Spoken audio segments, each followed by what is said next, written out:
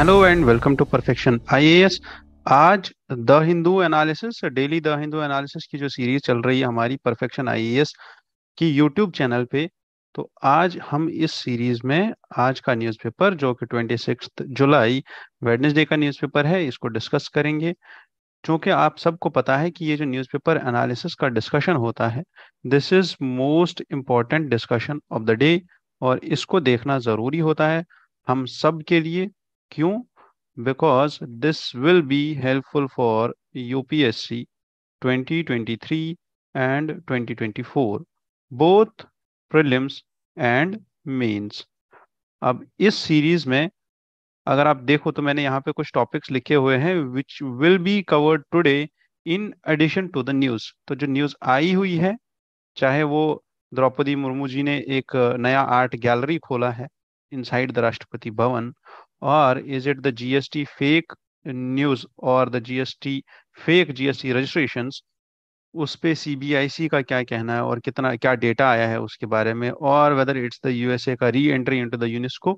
So we will be dealing with all those news, and in addition to news we will be dealing with all these topics, that is global internet shutdowns, virtual private networks, biodiversity act, what is MNREGA actually, what are these art forms which are there in news। तो ये सब चीजें जो है आज के newspaper discussion में discuss हो जाएंगी। ठीक है, तो सीधे चलते हैं the most important news. And this is something which is breakthrough in China. Recently अभी 2 दिन पहले there was this NSA meet in which Mr. Ajit Doval, who is the National Security Advisor of India, and his counterpart, that is the Director of Central Foreign Affairs Commission of the CPI, that is China, they met in Johannesburg, and both the counterparts and both the advisors of the defense, they asserted this thing, and they agreed on this thing that yes, the meeting of Pradhan Mantri Modi ji and the Xi Jinping has reached a consensus to restore the bilateral ties. ठीक है, and this consensus was reached there in Bali last year, and this is the first time that either sides have suggested that the meeting and such consensus could be reached. तो this can be a breakthrough in our long pending standoff at the LAC, और ये थोड़ा सा हमारे लिए important हो सकता है because such like acceptance and such a movement or such act is very much important when we talk about the international diplomacy। ठीक है, तो लेट्स सी, अगले 1-2 दिन में इस पे आर्टिकल्स आ जाएंगे।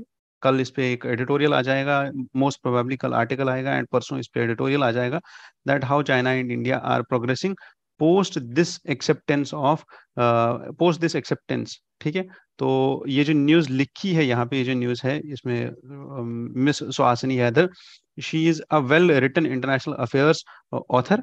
तो most probably I am like expecting an article और एडिटोरियल फ्रॉम हर टुमारो। ठीक है, तो कल हम इसको डिस्कस करेंगे in more detail that how much repercussions it has on the other spheres of our bilateral ties with China। ठीक है, rest there was less of the important news on these pages। ठीक है, तो this is the benefit which you are getting कि हम पहले ही आपके लिए स्क्रूटनाइज करके रखते हैं कि कौन सा न्यूज इंपॉर्टेंट है और कौन सा न्यूज इंपॉर्टेंट नहीं है। Chandrayaan 3 already discussed in detail, बहुत ही ज्यादा डिटेल में, कम से कम 2 से 3 वीडियोस में हमने चंद्रयान 3 को कॉन्टिन्यूसली रिवाइज किया था। वंस इट लैंड्स, जब ये लैंड करेगा चांद पे और बहुत ही सक्सेसफुल लैंडिंग होगी, और हम उसके लिए दुआ भी करेंगे सब लोग और प्रार्थना भी करेंगे सब लोग कि yes this should be a successful landing. और अब इसमें अभी ये हुआ है that the trans lunar injection, what does this mean? The trans lunar injection, it means the last swing, the last swing, और इसके बाद ये सीधा ऑर्बिट पकड़ेगा कौन सा वाला? मून का। Then it will revolve around the moon and then it will descend towards the landing. ठीक है, तो द थिंग इज कि यहाँ पे हमें ये समझना है what is trans lunar injection. तो trans lunar injection, it's the ISRO, this Chandrayaan 3, it has completed its final orbit maneuver and earthbound Perig firing of the Chandrayaan 3 mission, and now it will go towards the moon, and it was its last swing. ठीक है, तो this slingshot of Chandrayaan 3 towards the moon. So now the next firing, that is the translunar injection, is planned for August 1. 1 अगस्त को ये जाएगा सीधा, ये वाला स्लिंगशॉट लेगा और ये जाएगा कहाँ पे, मून के ऑर्बिट में. Then Chandrayaan 3 consist of lander, rover and propulsion module, और ये सारे मॉड्यूल्स हमने पढ़ लिए हैं.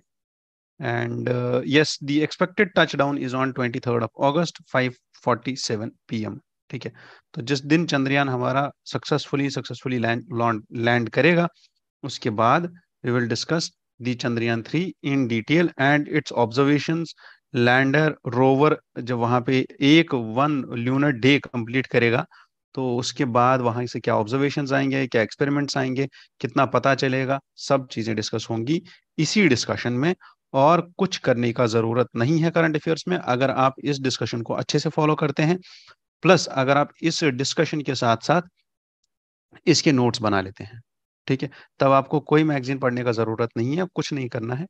Everything will be covered here. Done. Now moving forward, the lead editorial today. This lead editorial अगर आपको याद होगा तो कल हमने ये वाला बिल डिस्कस किया था, that how the gig workers are struggling, and Rajasthan government has been the first, and according to authors of this editorial, it's the first in the world that such social security uh, bill has been passed by any such legislature.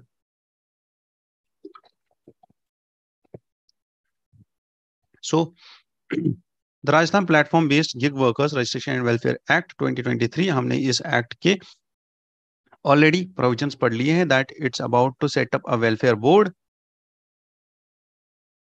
ठीक है, सबसे पहली चीज है welfare board and welfare fund and a cess. ठीक है, और ये तीनों चीजें क्यों करेंगे? Just to ensure the social security benefits of the gig workers. So the workers of the world, ये जो दोनों ऑथर हैं, they are social activists, and most probably according to the article I have seen that they are a bit socialistic in their ideology. ठीक है, like a pro laborer movement and pro laborers. So the workers of the world, this is a quote which is associated to Marx, and Marx says that workers of the world unite, you have nothing to lose except the chains. So this quote was is given by Marx, and Marx says that there should be a proletariat class revolution against the bourgeois class. ठीक है, तो that is something which is totally different, but yes, the workers of the world will be benefited by this act. ठीक है, तो workers of the world is the term जो इन्हें use की है, it's relevant to Marx. Moving forward, what actually is gig? Gig was first used for those musicians who performed for such short time durations performances, और उनको gig बोलते थे. Then the author says that how gig economy has has changed, and how gig economy has worked on the minute contractualization of the work, जिसमें employer के पास बस इतना like responsibility होता है कि वो उसको उस टाइम पीरियड का पैसा दे दे, उसका पेमेंट कर दे उस वर्कर का, और उसके बाद उसको छोड़ दे. No social benefits and all. तो नाउ द थिंग इज कि they give us a case study of hamal model. What is hamal और what is hamal model? Hamal model, this is around 60 years ago which was there in Maharashtra. और उसके बाद the labourers there who were at that point of time, ये लोग कौन थे? ये बस ऐसा काम करते थे कि दे यूज टू कैरी सैक्स. ठीक है, भोरी उठाने का काम करते थे. ठीक है, जिनको भोरी वाल भी बोलते थे. ठीक है, और पल्लेदार भी बोलते हैं, है ना, दिल्ली में पल्लेदार बोलते हैं.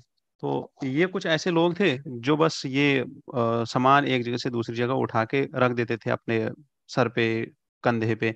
These were those type of workers और दोज टाइप ऑफ लेबरर्स। 20 रुपए, 30 रुपए, 50 रुपए में ये एक जगह से दूसरी जगह सामान लेके जाते थे। नाउ द थिंग इज कि अब इस टाइम पे इन लोगों में थोड़ा सा अवेयरनेस आ गया। क्यों? Because what was their life routine was कि मजदूरी करेंगे जब तक जान है, जान खत्म हो गई वापस जाएंगे अपने गांव, वहां पे बैठ के बस they will die, that's all of their life, and they will fall back and they will fade away. ठीक है। और उनके पास कोई सोशल सिक्योरिटी बेनिफिट नहीं था। And then they formed a union which was called Hamal Panchayat. And currently अगर आप देखो तो ये इतना स्ट्रांग हो गया है ये हमल, that they have their own, they have their own banks, they have their own flats, they have their own housing scheme, schools, and the piece rate wage system which has changed in this Hamal Panchayat के द्वारा जो इनने फिर change लाया। and they used to impose levy on every sack carried with the board। ठीक है। तो actual में बनाया क्या, मथाड़ी बोर्ड बनाया। ठीक है, मठाड़ी बोर्ड जिसको बोलते थे। और यहाँ पे हर एक वर्कर को रजिस्टर कराया, हर एक मर्चेंट को रजिस्टर कराया, who use the labour, labour of the हमाल। एवरी मंथ शॉपकीपर से पैसा लिया जाता था, वो एक फंड में जमा किया जाता था। उसके बाद उस फंड में से gratuity, health benefit, education benefits, everything was given to these labourers. और उनके बाद पोस्ट वर्क, और जब वो रिटायर हो जाते थे, इस काम से जान नहीं बचती, तो उसके बाद भी उनके सोशल सिक्योरिटी बेनिफिट्स रहते। ठीक है। तो this is a case study जो ये ऑथर देता है। ठीक है। It also says that the tripartite board with the representation from union, employers, and government arrived at a settled and a reasonably harmonious formal platform of collective deliberation, negotiation and bargaining। ठीक है। तो ये जो चीज है ये बोल रहा है कि जब इसके बाद इस यूनियन में स्ट्रेंथ आती है, ठीक है, एक लेबर यूनियन में जब स्ट्रेंथ आती है, तो उसके बाद क्या होता है, उसके बाद कंसेंसस होता है, डिलिब्रेशंस होती है with the unions, and everything is being taken care जब ये यूनियन बन जाता है। तो that is the power of the union. However ये ऑथर दो एक कंपैरिजन देते हैं कि how this cartel system of employers, ठीक है, दैट इज कि जो भी ये एम्प्लॉयर्स हैं जिनके पास ये फ्रीलांस वाला वर्क है, चाहे वो ओला हो, वो उबर हो, वो जोमेटो हो, वो फाइवर हो, वो अपवर्क हो, वो इंटरमीडियरी हो, या वो सर्विस या वो एम्प्लॉयर हो, तो हर एक जो इनमें से है, they have this cartel system. Like actually cartel system India में बैन है, but why is he terming there the unity of these work providers as cartel? because he says that everyone is sharing same type of feeling, that is no responsibility। ठीक है। तो जब उनकी responsibility ही नहीं है किसी भी चीज की, तो उसके बाद वो क्या करेंगे? ठीक है। तो अगर आप देखो तो यहाँ पे ये लिखते हैं कि अगर ये जो यहाँ पे एम्प्लॉई है, फॉर अ टेम्पररी पीरियड, 2 घंटे 3 घंटे के लिए जो उसको जॉब मिलती है, उस जॉब पे भी उसको कमीशन देना पड़ता है। और अगर उसने कोई गलती कर दी तो he will receive a digital dismissal और डिजिटल पनिशमेंट उसको मिल जाएगा। Then this employee company claims not to employ the worker. इसको एम्प्लॉय भी नहीं बोलते हैं, बट इसको क्या बोलते हैं, पार्टनर बोलते हैं। And such partner, there are no employer responsibilities of wages, ना उनकी वर्किंग कंडीशंस, ना उनका सोशल सिक्योरिटी, कोई भी कंडीशन का कुछ नहीं। तो now the thing is the basic responsibility of the worker of this employer should have been कि एक तो ये इन वर्कर्स का डिग्निटी मेंटेन करके रखे, दूसरा फेयर वर्किंग कंडीशंस प्रोवाइड करे। बट उसमें भी द प्रॉब्लम इज कि उनका जो एल्गोरिदम है वो किसी और तरीके में काम करता है। तो that is something which is totally beyond. तो नाउ राजस्थान का जो लॉ है, this can be an important breakthrough, and even the aggregators could not refuse this thing, that there was a demand from civil society and the infant unions जो इनको support कर रहे हैं अभी, किसको, राजस्थान को। नाउ अब इसमें होगा क्या, there will be a welfare board, जैसे मैंने बोला, there will be a welfare fund, and there will be a cess which will be collected out of all of that, out of all the transactions which are done by the intermediaries and these platform workers ठीक है, और वो cess collect करके इस fund में जाएगा, और इस फंड से फिर सोशल बेनिफिट स्कीम्स मिल बनेंगे इन वर्कर्स के लिए। ठीक है, तो that's all in this editorial. हाँ, provided to their ideology, and sometimes the authors have here criticized about the capitalistic economy, है ना, and the new liberal state. तो उधर हमें जीएस के परस्पेक्टिव से जाने का जरूरत नहीं है उतना ज्यादा। ठीक है, बस that's it for this editorial. तो देयर केम अनदर एडिटो दिस ये आर्टिकल अबाउट दी CHIS। ठीक है, कल की न्यूज थी that ICMR has released this paper. ठीक है, जिसका नाम है that controlled human infection studies, and this paper और द कंसेंसस पॉलिसी स्टेटमेंट जो ICMR ने रिलीज किया है बायोएथिक्स यूनिट ने, and it says that it asks for public comments कि क्या लगता है पब्लिक को, क्या लगता है सिविल सोसाइटी को when it comes to a human challenge, that is the healthy volunteers, healthy human volunteers. ठीक है, जो खुद इंसान जाए, जो हेल्दी हो और जाए और बोले कि मुझे एक्सपोज कर दो डिजीज कॉजिंग माइक्रोब से। ठीक है, कि I want to have that infection so that आप मुझ पे स्टडी कर पाओ कि इन्फेक्शन होने के बाद क्या होता है। ठीक है, तो दी हेल्दी ह्यूमन और healthy volunteer will be observed in highly controlled and monitored in an environment, जहाँ पे उस पे चेक रखा जाएगा कि इसको जब इस मच्छर ने काटा, चाहे वो मच्छर डेंगू का हो, वो मच्छर जापानीज एन्सेफेलाइटिस का हो, वो मच्छर किसी और चीज का हो, ठीक है, एडिस इजिप्टी मच्छर, ठीक है, मॉस्किटो, वो जब उस इंसान को काटे तो उसके बाद उस इंसान में क्या क्या चेंजेस आएंगी, कितना फीवर होगा, कब फीवर कम होगा, कब फीवर ज्यादा होगा, और जो दवाइयाँ बन रही है उन दवाइयों से उस पर क्या असर पड़ेगा। ये चीज हमने कल भी डिस्कस की थी। ठीक है, तो दैट इज दी CHIS। ठीक है, that is controlled human infection studies. अब ये स्टडीज कहाँ कहाँ पे हुई है, इससे पहले अगर आप देखो तो येलो फीवर स्टडी भी हुआ था 1900s में, और उसमें भी ऐसा हेल्दी ह्यूमन ट्रायल्स हुए थे, infection healthy human infection this volunteers human infection studies हुई थी उस टाइम पे भी। तो उसके बाद there are some proven drugs for the treatment, जो जब इनको इन्फेक्ट किया जाता है उसके बाद इनको दी जाती है, ताकि उन ड्रग्स का असर देखा जाए कि कैसा असर करती है।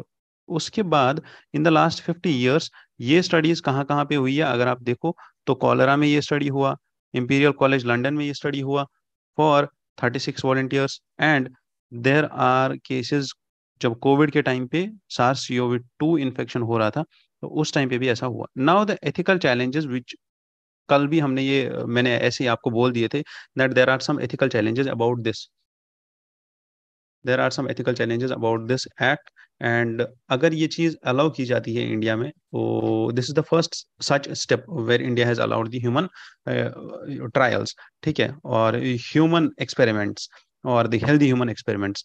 तो अब इसमें एथिकल इशू ये है that there are massive misuse के चांसेस बहुत ज्यादा है, plus there can be repercussions which are severe, plus ये यहाँ पे अगर आप देखो तो गरीबी है, स्लम्स है, वहां से हम ये जो जितनी भी हमारी कंपनीज हैं जो हाई लेवल पे रिसर्च एंड डेवलपमेंट में है for such new diseases and नए नए treatments for the old disease like TB, cholera, malaria, अब इन सब चीजों पे रिसर्च चल रहा है। और इन सब चीजों पे रिसर्च जो अभी ये हेल्दी ह्यूमन ट्रायल्स हैं, इनमें दो तरीके का रिसर्च हो सकता है।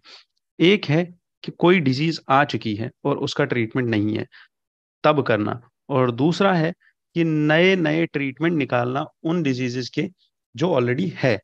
तो एक्चुअल में जो ये रिसर्च होता है किसी भी डिजीज का ट्रीटमेंट करना ठीक है, अगर किसी भी डिजीज का ट्रीटमेंट करना है और उस पर रिसर्च चल रहा है ना, तो रिसर्च या किसी ड्रग का ट्रायल करना है, तो इट्स अबाउट 3 क्लिनिकल ट्रायल्स, है ना, 3 क्लिनिकल ट्रायल्स होती है। और 3 क्लिनिकल ट्रायल्स जो है, this is a slow process, क्योंकि एक का रिजल्ट आएगा, फिर दूसरा, फिर थर्ड, और उसके बाद अप्रूवल मिलता है। फॉर थर्ड क्लिनिकल ट्रायल्स का अप्रूवल सेकंड के बाद मिलता है। And now the thing is कि यहाँ पे क्या हो सकता है, यहाँ पे ये हो सकता है that they will give monetary benefits to those who will participate in these. और अगर यहाँ पे उनने तेज कर दिया, दैट इज द फेज 2, है ना, अगर उनने यहाँ पे अपना जो एक्सपेरिमेंट है या जो अपना स्टडी है ऑन दी हेल्दी ह्यूमंस वो तेज कर दिया, तो that will set the company ahead of all of its competitors, ताकि उनके रिजल्ट जल्दी आ जाए, उनका ड्रग जल्दी बन जाए और उनके ड्रग को पेटेंट जल्दी मिल जाए। ठीक है, तो just for do that monetary dimension they will pay some amount to those poor people जो हेल्दी होते हैं and they are ready for such risks even if it comes to their life because they have such problems. ठीक है, तो वहां पे जो ethical issue आएगा between the companies and the poor people, and sometimes this involves the law enforcement agencies later also, तो वो सब चीजें यहाँ पे होंगी। that will be the ethical issue which is about to which is related to this। ठीक है, तो now the thing is कि ये ethical issues जो हैं, how the author suggests is that कि CHIS should be limited to only study the novel microbes and the diseases, जो नई diseases आए, जो novel microbes हो, जो बिल्कुल नए हो, and we should limit the medical intervention।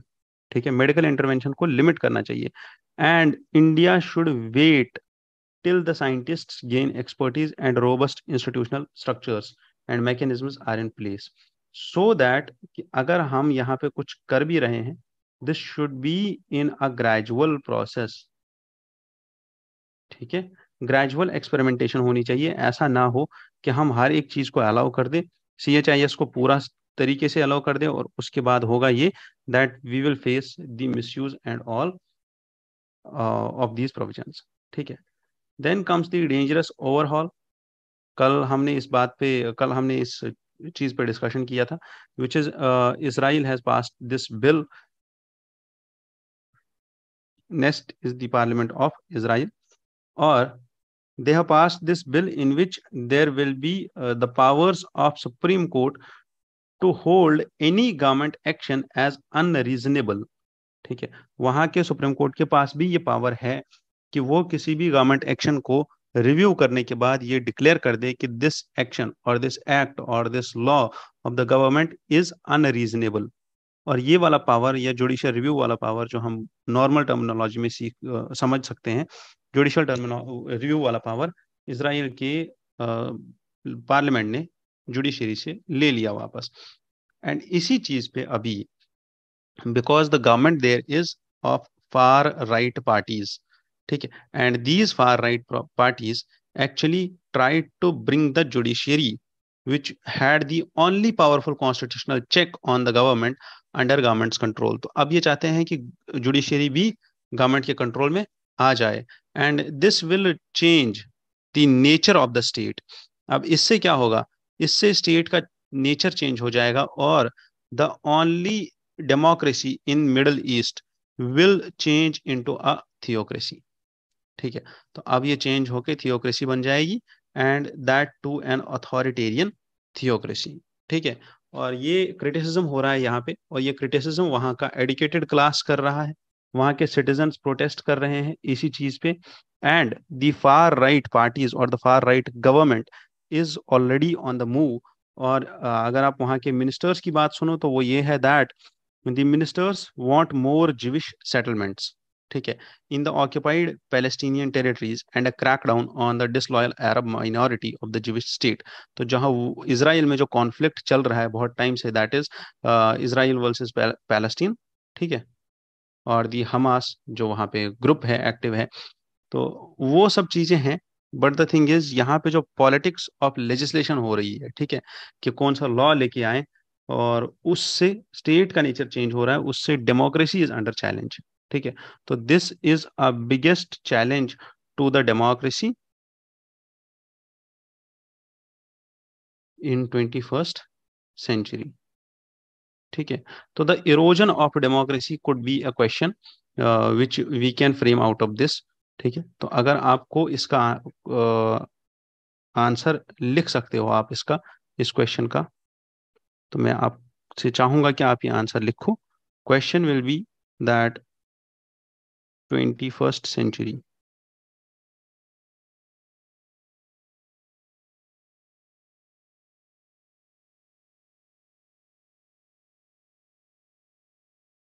Democracy has witnessed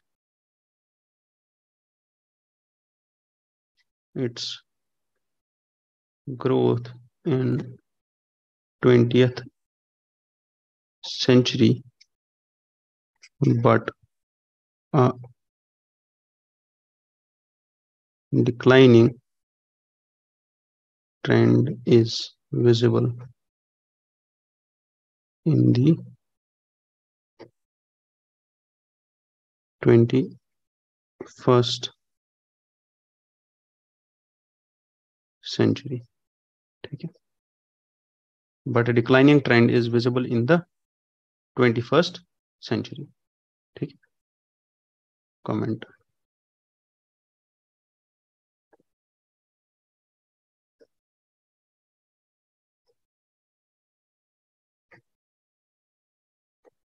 done. इस क्वेश्चन को आपको मिलेंगे 150 वर्ड्स और 10 मार्क्स का ये क्वेश्चन होगा। अगर आप ये क्वेश्चन कर लेते हो तो इस क्वेश्चन का आंसर आप 9031036712 वाले नंबर पे भेज दीजिए और ये क्वेश्चन मैं चेक करके आपको वापस रिवर्ट बैक करूंगा। ठीक है, डन। तो moving ahead to the child law and consensual sex. So this is an article written by a retired Indian police service officer और the IPS RK Vijay. Now the thing is कि इन्होंने POCSO को थोड़ा बहुत यहाँ पे highlight किया है, that what are the provisions of the POCSO, and इन्होंने एक केस स्टडी प्रोवाइड की है और इनने एक कंपैरेटिव एनालिसिस प्रोवाइड किया है about the three high court judgments. ठीक है, in which he says that in the last 1 month 3 different high courts have either quashed the FIRs of the pending criminal proceedings or acquitted the persons under the POCSO. कहते हैं कि जो भी अभी तक पिछले 2 महीने में या पिछले 1 महीने में 3 हाई कोर्ट्स ने 3 केसेस को क्वैश कर दिया। ठीक है, उनके एफआईआर को क्वैश कर दिया या जो उनकी पेंडिंग क्रिमिनल प्रोसीडिंग्स थी उनको हटा दिया।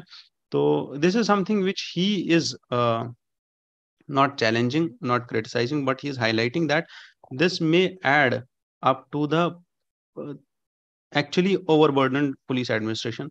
And then he compares the POCSO with the analogy which can be drawn from the SC/ST Prevention of Atrocities Act 1989.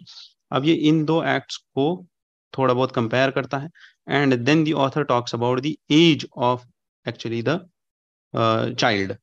ठीक है, now then he says the author says that actual में the high courts have given the permissions or the quashing of FIRs based on a concept that the sex was consensual sex. ठीक है, but the thing is अगर आप यहाँ पे act का provision देखो तो IPC ऑल्सो और the POCSO says that the acts of penetrative sexual assault committed on children are criminal offenses under POCSO, whereas the purpose of defining the child under POCSO, who is child is under the age of 18 years, जो 18 साल से छोटा हो, well as under IPC section 375 with or without consent।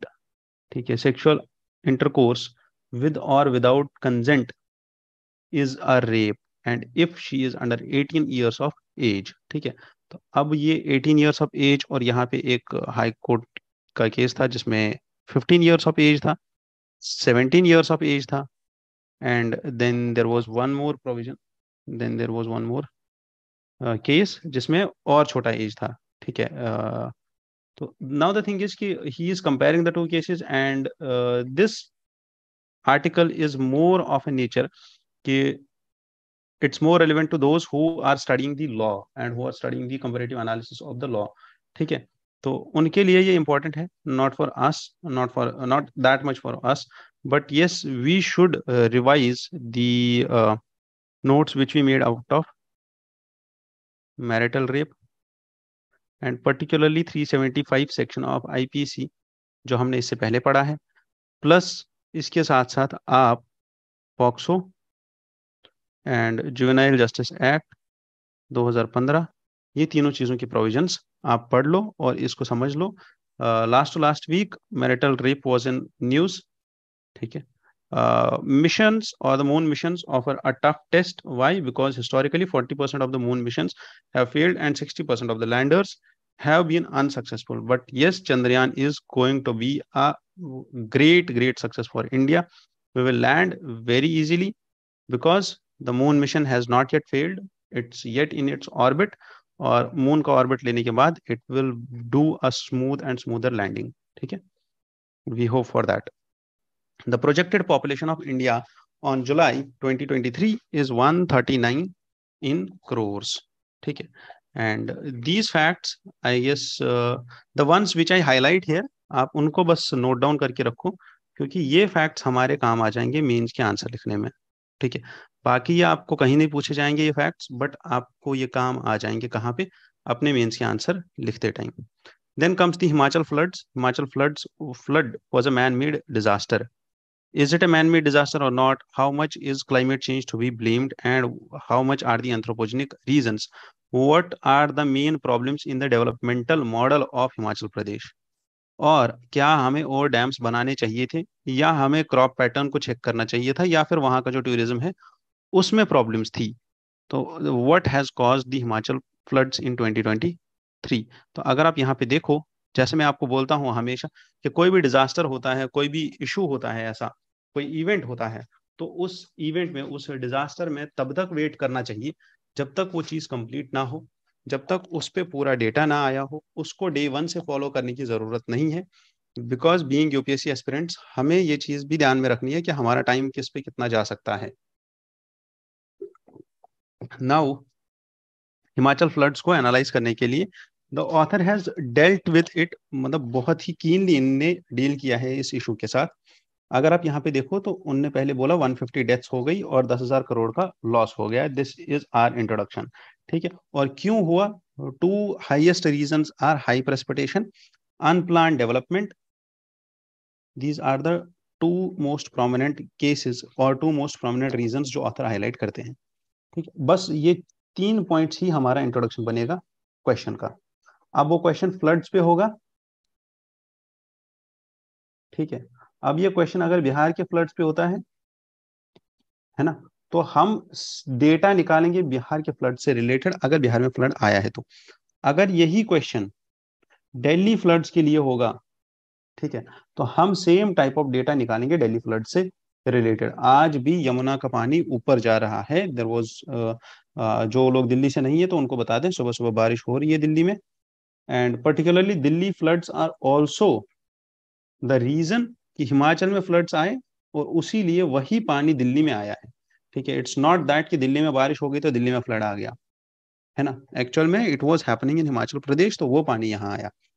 Now he talks about, the author talks about the reasons of such floods. तो पहला ये reason देते हैं क्लाइमेट चेंज का। तो क्लाइमेट चेंज, हिमाचल और हिमालयाज, आईपीसीसी के रिपोर्ट के अनुसार Himalayas and coastal regions of India will be the hardest hit by climate change, ये आईपीसीसी की रिपोर्ट लिखती है।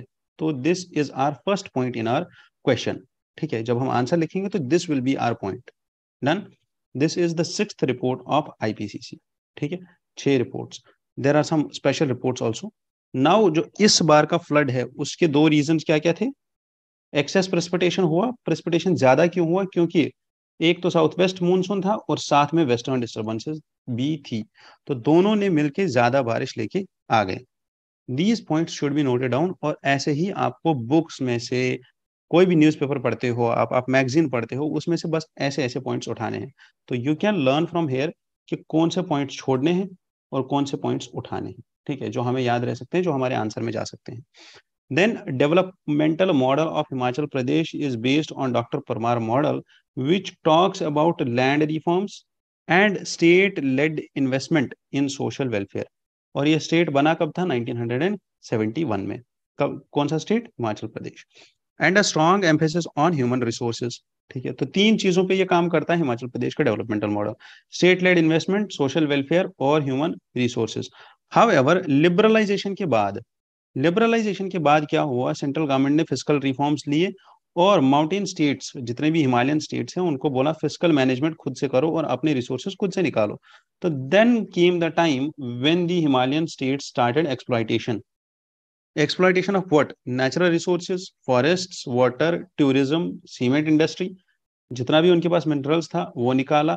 जिधर हाइड्रो पावर प्रोजेक्ट बन सकता है उधर हाइड्रो पावर प्रोजेक्ट बना दिया। और दी exploitation of nature, exploitation of ecosystem, exploitation of the fragile most ecosystem of the Himalayas, और one of the world's hottest hotspots। ठीक है, अगर आपको पता हो तो वर्ल्ड में there are only 4 hottest hotspots। ठीक है, जिसमें हिमालयाज भी है। डन, तो ये चीज याद रखो, ये एक्स्ट्रा पॉइंट मिल गया आपको। नाउ इसके बाद क्या है, क्या हाइड्रो पावर प्रोजेक्ट बनाने से, क्या हाइड्रो पावर प्रोजेक्ट बनाना गलत है? Is it wrong? क्योंकि अगर आप देखो तो हाइड्रो पावर प्रोजेक्ट तो बनाना ठीक था, but the problem here is कि फ्लड क्यों आया? फ्लड इसलिए आया because there is uncontrolled construction of hydro power projects. और अनकंट्रोल्ड क्यों है ये? because we have this uncontrolled construction has transformed mountain rivers into mere streams। और इससे हुआ क्या है, what we are doing just run of the river dams। और हम ये बता रहे हैं that there is a run of the river dams, but the problem here is कि जो हम रिवर को खोद के टनल बना के या टनल से पानी डाइवर्ट करके उस प्रोजेक्ट तक लेके जाते हैं जहां पे बिजली बन रही है, हाइड्रो पावर प्रोजेक्ट तक जा रहा है पानी थ्रू टनल्स, उसमें से जितना भी डेब्रिस निकलता है, जितना भी मक निकलता है, जितना भी मटेरियल निकलता है, चाहे वो पत्थर निकले, वो सॉइल निकले, वो जितना भी मटेरियल निकलता है, उस सारे मटेरियल को रिवर बेड पे या दरिया के किनारे डाल के उनको रखा जाता है। नाउ होता क्या है, जो ही ये रिवर बेड पे डाल के रखते हैं, अगली बार जब बारिश होती है, पानी आता है, तो जो दरिया होता है, जो रिवर होता है, उसको जगह नहीं होती है चलने की, एंड उस टाइम पे the water returns to the capacity of the river and then it starts the destructive process. ठीक है, और ऐसे ही हुआ है जब हमने स्मॉल हाइड्रो पावर प्रोजेक्ट्स बनाए पार्वती रिवर पे, ब्यास पे, सतलुज पे, और long tunnels which are there, which is commissioned for Sutlej river. तो ये सारा जो इकोसिस्टम है इसको डिस्ट्रॉय कर देता है। अगर आप यहाँ पे रीजन देखो तो रीजन ये नहीं है कि हम इसको यूज कर रहे हैं एज हाइड्रो पावर प्रोजेक्ट के लिए। रीजन ये है कि हम जब यूज कर रहे हैं, हम जब बना रहे हैं, तो we are not thinking about कि इसका कॉन्सिक्वेंस क्या होगा, इस चीज को रिवर बेड पे डिस्पोज ऑफ करने का कॉन्सिक्वेंस क्या होगा। अगर हम ऐसा कर ही रहे हैं that we are excavating the stones or we are excavating the tunnels, we are just diverting the water, तो उस टाइम पे हमें ये भी देखना है कि हम जो वहां से मटेरियल निकाल रहे हैं, जो वहां पे एक्सकेवेशन हो रहा है, उसके बाद उस मटेरियल को डंप कहाँ किया जाए। ठीक है ना। और जब आगे अभी तक इतनी बार हुआ है दैट ये जो डंपिंग है और इररेशनल डंपिंग है, जिसको हम बोल सकते हैं इररेशनल डंपिंग, उससे इतनी बार फ्लड्स आ चुके हैं और हम अभी भी वही प्रैक्टिस कर रहे हैं। ठीक है, तो जो प्रॉब्लम होने वाला है, नाउ ऑथर हाइलाइट्स हेयर कि फ्यूचर में हम और भी 1088 हाइड्रो पावर प्रोजेक्ट्स लाने वाले हैं, जो कमीशन होने वाले हैं, which will be around 22,640 megawatts. अभी तक तो बस 10,000 मेगावाट्स हमने बनाए हैं, अभी भी 1,000 हाइड्रो पावर प्रोजेक्ट्स और आने वाले हैं। तो उससे कितना बड़ा प्रॉब्लम होगा और उससे कितना बड़ा डिजास्टर हो सकता है, ये आप सोच लो। उसके बाद टूरिज्म, टूरिज्म, अगर आपको याद होगा अभी जब दिल्ली में पिछले महीने, मई के महीने में, मई नहीं जून के महीने में बहुत ज्यादा गर्मी पड़ी थी, तो शिमला की जो मार्केट थी वो फुल हो गई थी, शिमला की जो सड़कें थी वो ट्रैफिक जाम से भर गई थी, जम्मू एंड कश्मीर जाने वाली सड़कें पूरी तरीके से ब्लॉक थी ट्रैफिक जाम से। क्यों? Because all the people from the plains went to hills, कि अब हम वहां जाके चिल करेंगे। बट द थिंग इज कि इतना ज्यादा टूरिज्म का लैंडफॉल और हैंड प्रिंट, और जिसको हम बोल सकते हैं कार्बन फुटप्रिंट, वो लोग छोड़ के जाते हैं, उस टाइम पे, चाहे वो पोल्यूशन हो, वो टूरिज्म के लिए हमें लेन्स बनानी पड़े, ठीक है, ये जो ट्रैफिक लेन्स बनती है या जो रोड्स बनते हैं, इनको बनाने के लिए जो उस टाइम पे माउंटेन्स को काटा जाता है या इंजीनियरिंग स्किल्स का यूज होता है, that two is unfortunate, because अगर आप देखो तो यहाँ पे इट वॉज इजी कि जब आप किसी माउंटेन पे जाने के लिए, ठीक है, यू जस्ट टेरेस इट, है ना, और ऐसे रोड बनती है माउंटेन पे जाने के लिए, ठीक है। ये ऐसा नहीं होता कि आप इसको पूरी तरीके से काट लो और यहाँ से रोड बना दो सीधे की सीधे, ठीक है, मतलब ऐसे इस माउंटेन को पूरा ऐसे काट दिया और इसकी रोड बना दी ताकि आप इसके पार जा सको, ठीक है, एक साइड से पूरा काट दिया, ठीक है, that is the vertical cutting of the mountain, ठीक है। जबकि अगर माउंटेन को क्रॉस करना है या माउंटेन के दूसरे साइड से जाना है, रास्ते में माउंटेन पड़ रहा है, तो then what we do is कि हम माउंटेन को ऐसे टेरेस कर देते हैं, एक साइड से चढ़े, फिर एक साइड से ऐसे अगली वाली साइड से उतर के देन दी रोड कनेक्ट्स, ठीक है, तो ये वाली रोड ऐसे जाती है। But unfortunately author highlights here कि मनाली और शिमला के जो रोड्स हैं दे आर कट वर्टिकली, तो ये नहीं होना चाहिए था। That is what is causing massive landslides and damage to the existing roads. Then comes the cement plants जो इन्हें अलाउ कर दिया किन्होंने, हिमाचल गवर्नमेंट ने। Why? Because of this revenue problems. और यहाँ पे क्या है, there is extensive cutting of mountains in Bilaspur, Solan and Chamba which leads to flash floods. Crop pattern change हो गया, हमने नॉर्मल क्रॉप से सीरियल फार्मिंग से कैश क्रॉप इकोनॉमी पे शिफ्ट कर लिया है, चाहे वो एप्पल हो, चाहे वो वहाँ का हॉर्टिकल्चरल क्रॉप हो, तो उस पे शिफ्ट कर लिया। अब उस पे शिफ्ट करने से चाहे वो अभी हाइब्रिड फार्मिंग हो या चाहे वो अभी हाई डेंसिटी प्लांटेशन हो, उस पे शिफ्ट करने से क्या होगा, these crops, the transportation of these cash crops is within a short time frame owing to their perishable nature, ठीक है। Now the modern excavators are being employed in construction but without creating proper drains or without designating areas of dumping the mud, dumping the muck. Again the same problem, यहाँ पे जो dumping of मक है वही dumping of मक यहाँ भी problem है। जो भी कंस्ट्रक्शन हो रहा है ये रिवर का इकोसिस्टम बर्बाद करके छोड़ रहा है।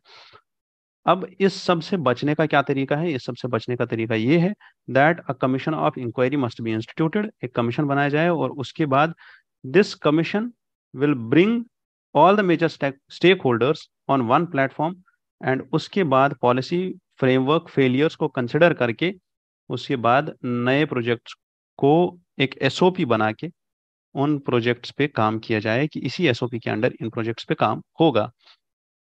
Then there are other social infrastructure must be compensated, अगर कहीं पे कोई सोशल इंफ्रास्ट्रक्चर डैमेज होता है तो कंपनसेशन होना चाहिए, and this should B insured and custom the custodians of the local, and this should B assets should be insured, and assets को देना चाहिए लोकल कस्टोडियंस को ताकि वो उसकी हिफाजत कर सके सही तरीके से, ठीक है, that should be the way forward of this.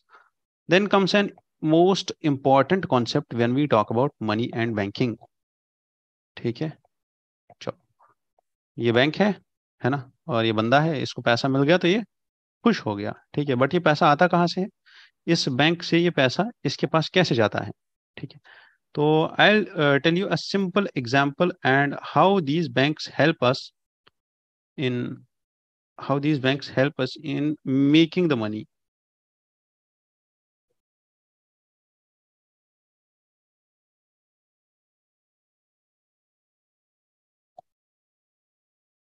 अब ये बैंक से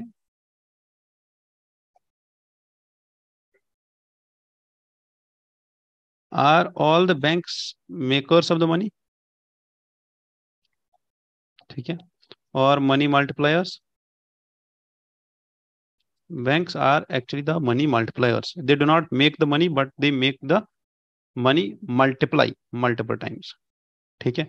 तो क्या करता है एक बैंक, अगर इस बैंक का नाम है ए और एक बंदा है जिसका नाम है एक्स, ठीक है, इस एक्स के पास 100 रुपए थे, है ना, और ये 100 रुपए लेके बैंक ए के पास गया, जो ए है ये 80 रुपीज का लोन जनरेट करेगा, ठीक है, ₹80 का लोन जनरेट करेगा प्लस 20 रुपीज का ये रिजर्व रखेगा,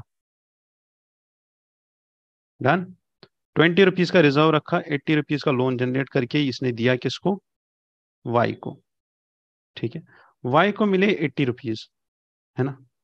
और ये वाई क्या करेगा काम? ये ₹80 उठा के एक्स ने ए को दिए थे, वाई किसको देगा? वाई देगा बी को। बी भी एक बैंक है ना।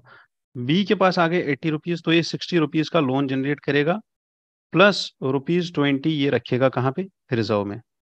Same will be the case, ये बी जो है ये लोन जनरेट करेगा ₹60 का, किसको देगा? जेड को। जेड के पास आ गए ₹60। जेड ₹60 उठा के बैंक सी को दे देगा। C will do what?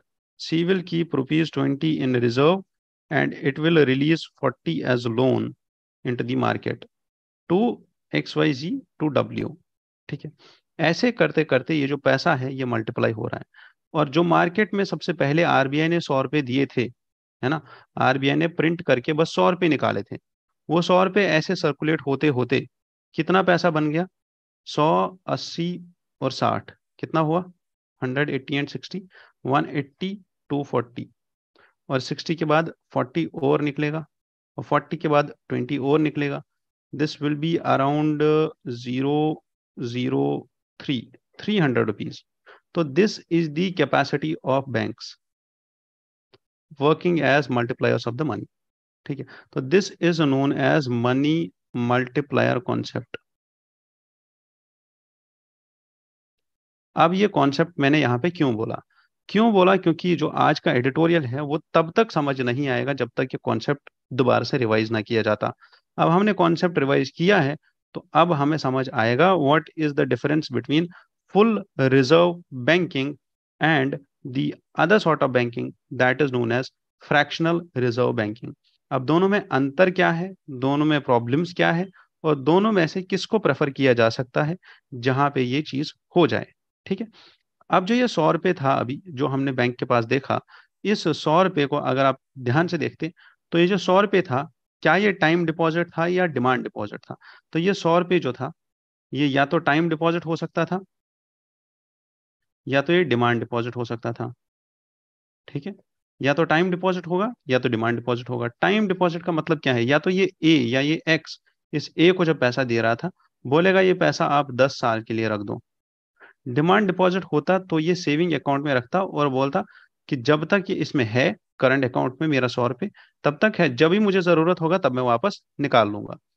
अब अगर ये डिमांड डिपॉजिट हो गया, है ना, ₹100, और ए ने ₹80 इसमें से लोन दे दिए, तो ए के पास बचा कितना?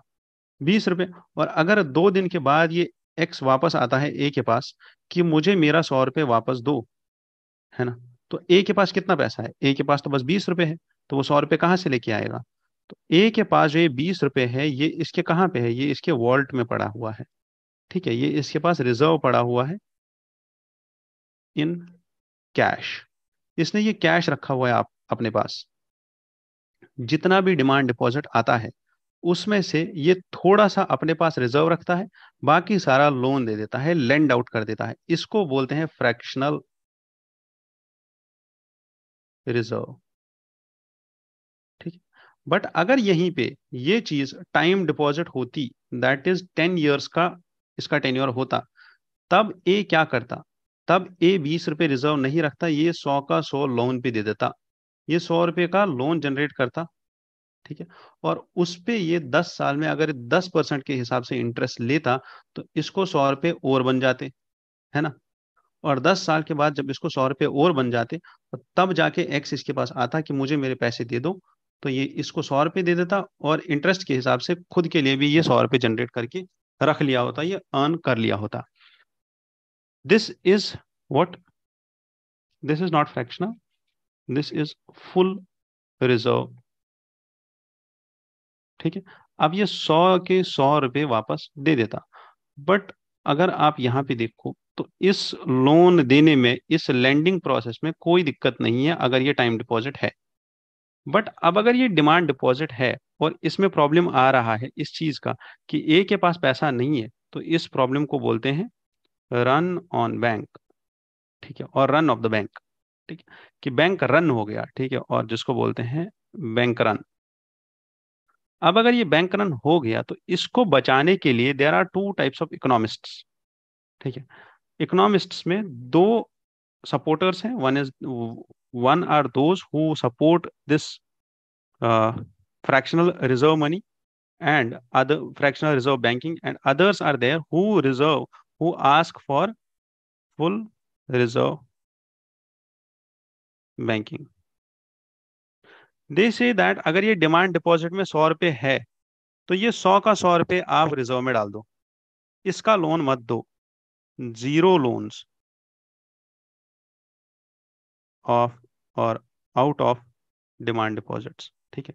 अगर आपका डिमांड डिपॉजिट है तो आप जीरो लोन दो, उससे ज्यादा लोन मत दो।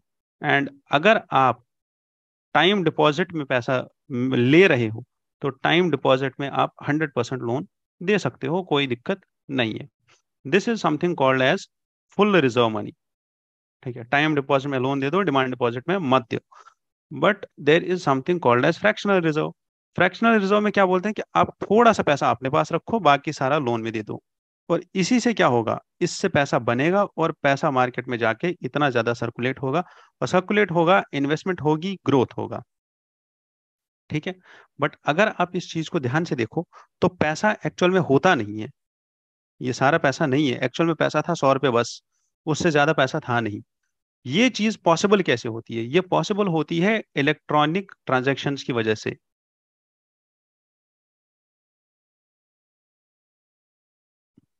इलेक्ट्रॉनिक ट्रांजैक्शंस की वजह से। इलेक्ट्रॉनिक ट्रांजैक्शंस मतलब हम हर एक इंसान एक अकाउंट से दूसरे अकाउंट में ट्रांसफर कर रहा है पैसा। कोई भी इंसान बैंक पे के पास जाके उनसे डायरेक्ट कैश नहीं मांग लेता, ठीक है। तो कैश विड्रॉल्स जो है वो कम हो गए हैं, और उनके कम होने की वजह से ये रिजर्व कम हो गया है। तो इनको रिजर्व कम रखना पड़ रहा है। रिजर्व कम रखना पड़ रहा है, देखें लैंड मोर, और जितना वो लैंड मोर करेंगे उससे क्या होगा, उससे मॉनेटरी पॉलिसी ट्रांसमिशन तेज होगा, ठीक है। कि अगर आपने थोड़ा सा भी मॉनेटरी पॉलिसी ट्रांसमिशन में चेंज लाया तो यहाँ पे इनके पास रिजर्व बढ़ जाएगा, और जितना कैशलेस इकोनॉमी हो जाएगी उतना इनको रिजर्व कम रखना पड़ेगा, ठीक है। तो this is the problem, this is the whole issue which author has discussed in this editorial. चलिए वापस एडिटोरियल को दोबारा से देखते हैं। Full reserve banking where bank act as the custodians of customers money. Custodian मतलब क्या है कि जितना पैसा आपने दिया 100 रुपए, है ना, ये 100 के 100 रुपए अपने वॉलेट में रखेंगे और अपने वॉलेट में रखेंगे, और इसको खर्च नहीं करेंगे, इसको लेंड नहीं करेंगे, बट क्या करेंगे, इसकी रक्षा करेंगे, इसको अपने पास रखेंगे। और इसको अपने पास रखने के बाद क्या करेंगे, आपसे थोड़ा सा फीस लेंगे, 10%, 5%, 2% के चार्जेस लेंगे।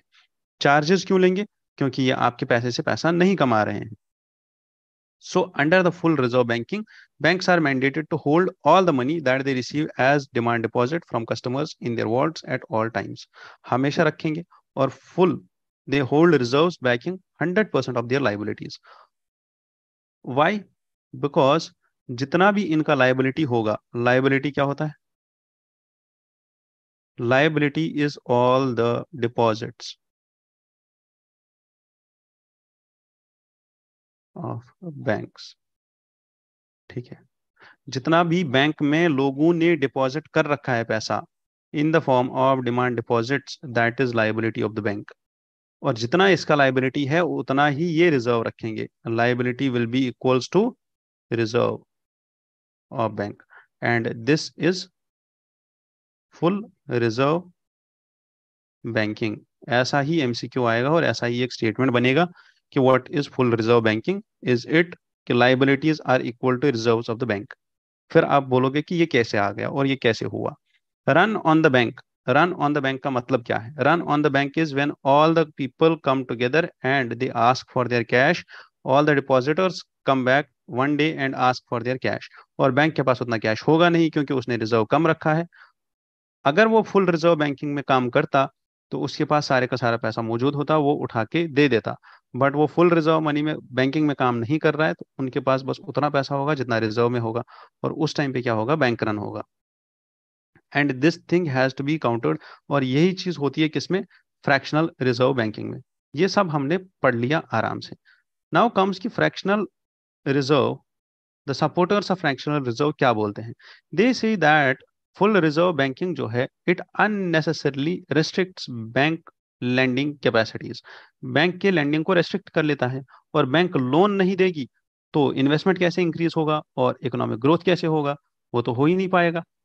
हाउएवर इन अदर वर्ड्स, जो फ्रैक्शनल रिजर्व बैंकिंग के प्रोपोनेंट्स है, दे say that fractional banking reserve जो है या फ्रैक्शनल रिजर्व बैंकिंग जो है ये इकोनॉमी को फ्री कर देती है ना, कि आप रियल सेविंग्स नहीं भी करोगे तब भी चलेगा depositors to finance the huge investment required to fuel the growth. Rather ये क्या करते हैं, ये लोन्स जनरेट कर लेते हैं। ठीक है, रियल सेविंग्स बढ़े ना बढ़े, ठीक है, ये लोन जनरेट कर सकते हैं। Then coming, the proponents of full reserve banking also argue that it is the only natural form of banking. ठीक है ना, it can prevent the various crises that affect today's fractional banking.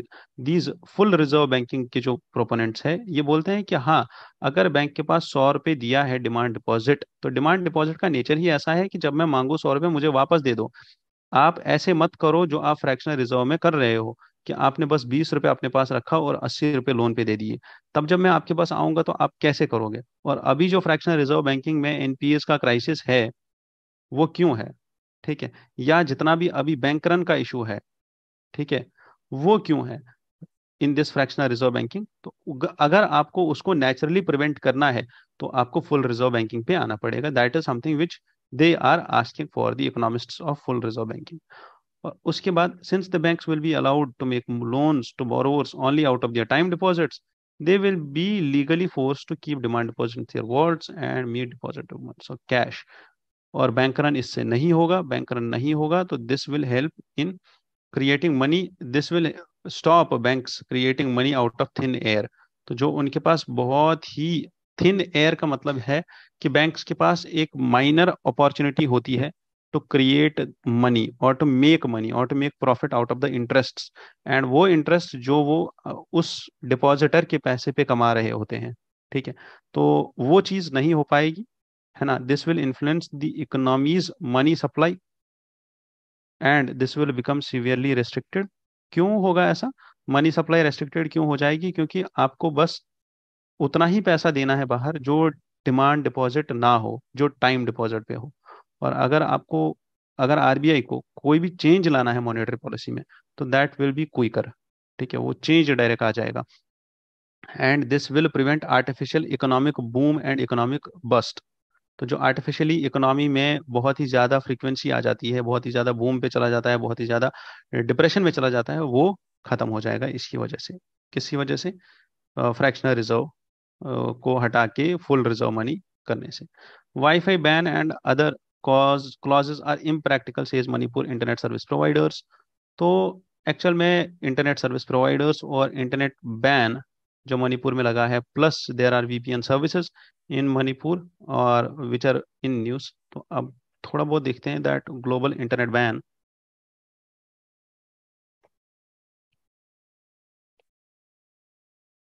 Last time भी हमने देखा था, because ये topic बन सकता है आपके मेंस का। ठीक है, बाकी जो मणिपुर में अभी हो रहा है, ठीक है, अबाउट इंटरनेट बैन, उसका रिजल्ट तब आएगा जब हाई कोर्ट का डिसीजन आएगा, या when there will be this. TRAI का एक कंसल्टेशन पेपर आया था,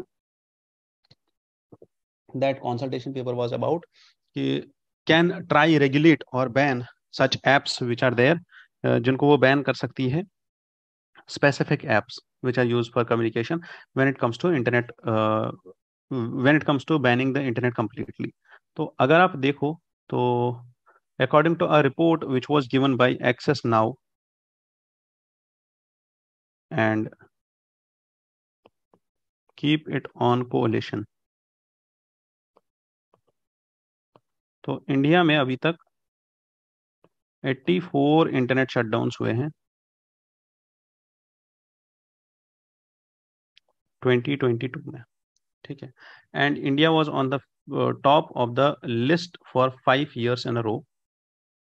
तो अगर आप अभी ग्लोबल सिनारियो देखो तो ये रिपोर्ट उतनी ज़्यादा इंपॉर्टेंट नहीं है, बट ग्लोबल सिनारियो इंपॉर्टेंट है कि 187 शटडाउन्स हुए हैं अराउंड 35 कंट्रीज में इन 2022, है ना। तो these 35 countries are the repeat offenders, that is ये बार बार कर रहे हैं। ठीक है, तो Ukraine comes at a distant second with 22 shutdowns. Ukraine 22, Iran 18, and Myanmar 4. ठीक है. Then people across Myanmar had been in the dark for 500 plus days by March 2022. क्यों म्यांमार में ऐसा हो रहा है? क्योंकि वहां पे कूप हुआ था लास्ट ईयर, अगर आपको पता हो तो. So by the end of 2022 Tigray, Ethiopia etcetera 2 साल का फुल कम्युनिकेशन ब्लैकआउट चल रहा है. ठीक है. तो अगर आप देखो तो इथियोपिया में भी